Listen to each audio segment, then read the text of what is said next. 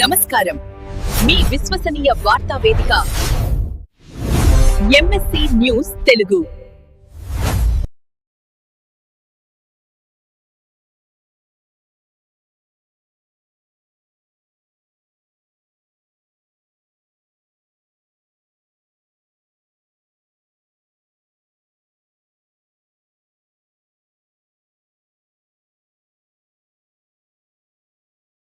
ప్రదాత గౌరవ మంత్రి వాళ్ళ తుమ్మల నాగేశ్వరరావు గారు గత 28 నెలలు అంటే కొత్తగా కాంగ్రెస్ ప్రభుత్వం ఏర్పడ్డ తర్వాత మంత్రిగా బాధ్యతలు తీసుకుని ఖమ్మం శాసనసభ్యులుగా ఈ 28 నెలల నుంచి ఖమ్మం నియోజకవర్గాన్ని మొత్తం ఖమ్మం పట్టణం కానివ్వండి, ఖమ్మం రఘునాథపల్లి మండలాన్ని తీసుకుంటే దాదాపు 3,500 కోట్ల రూపాయల నిధులు తీసుకొచ్చి ఇప్పుడే మా నాయకులు చెప్పినట్టు వివిధ అభివృద్ధి సంక్షేమ కార్యక్రమాలకు వెచ్చిస్తూ ఈ రాష్ట్రంలోనే హైదరాబాద్ తర్వాత ఖమ్మం అత్యంత అభివృద్ధి చెందిన మరి జిల్లాగా ఈ జిల్లాని ముందు పెడుతూ ఈ ఖమ్మం పట్టణం కూడా గతంలో మనం చూసినాం.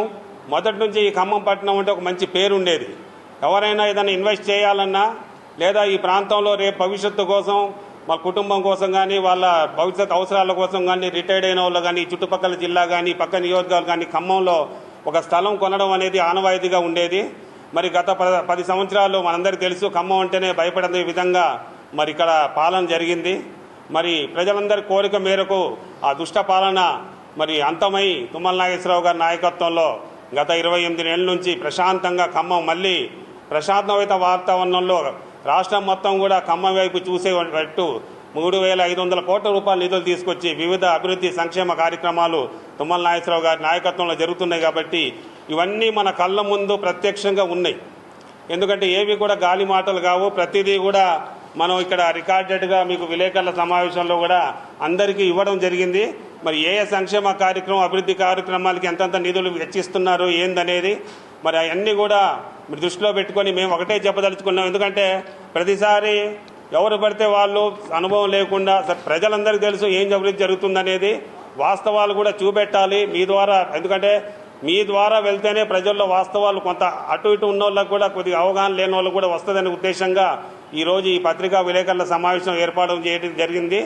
ఎందుకంటే ఈ జిల్లాలో అన్ని వర్గాలు కులాలు ప్రతి ఒక్కరికి కావాల్సిన అభివృద్ధి సంక్షేమ తుమ్మల నాగేశ్వరరావు విషయంలో అభివృద్ధి ఒకటే ఉంటుంది. వారికి ఇంకా వేరేది ఏమీ ఆలోచించరు. కనీసం పార్టీని కూడా ఆలోచించరు. ఏ పార్టీ కార్పొరేటర్ ఉన్నారు, ఏ పార్టీ సర్పంచ్ ఉన్నారు అనే విషయం కూడా ఆలోచించరు.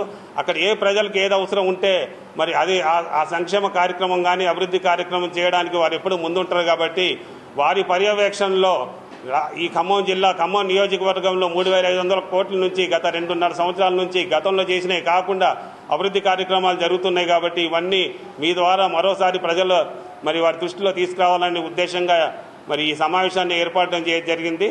కాబట్టి మీరందరూ కూడా వీటిని ప్రజల ముందు పెడతారని ఆశిస్తూ నమస్కారం.